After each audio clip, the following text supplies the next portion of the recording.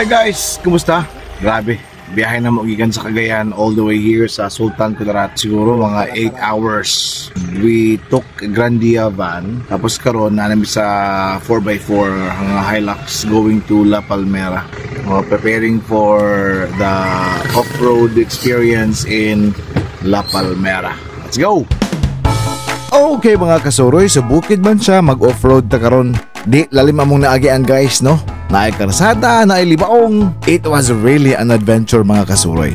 Take note mga kasuroy ha, di mo pwede dito mo adto nga wala mo'y dala nga 4x4. Kay lisod good kayo, basig mapagngan mos dalan. O ani nga part mga kasuroy, mula bang na may ani og sapa, may gani kay wala kayo'y sulog no. Mabaw kayo, why uwan ang panahona.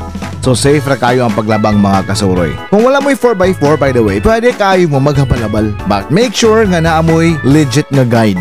Di pod lalim among biyahe ani oy, gikan sa sentro sa Sultan Kudarat ngadto sa bukid sa Palmera. Pero bahala na, kay worth it man kaayo guys. Di gud siya kamahayan. It's time to reconnect with nature. Siguro by now you have an idea nga anong gitawag ni siya og La Palmera. Kay daghan kayo og palm trees nga imong malabyan while padung ka ngadto sa bukid. Pero guys, dili lang ang Palmera ang ato ang tuyo dinhi. Naapay mas lain natong tuyo. Ang ingon nila nga, the New Zealand of Mindanao.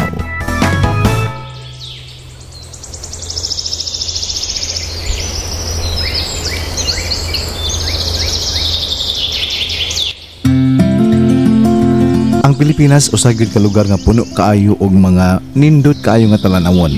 Daghan pa kaayo nga mga lugar nga wala pagyud mabisita sa mga Pilipino sa maaning lugar sa Sultan Kudarat.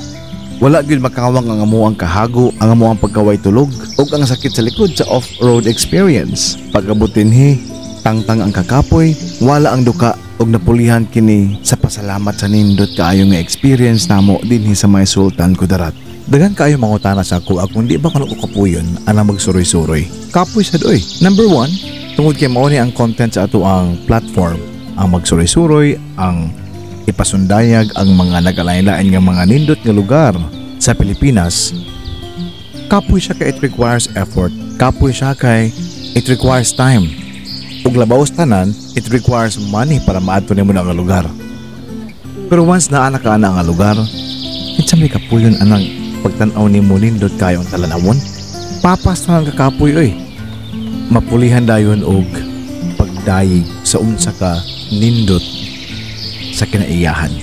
Maunang kamo kung naamoy panahon mintras bata pa. Suroy sa taman kay kanang pagsaka-saka sa bukid, di na mahimo kung tiguwang nata. Maunang suroy tabay mintras kaya pa.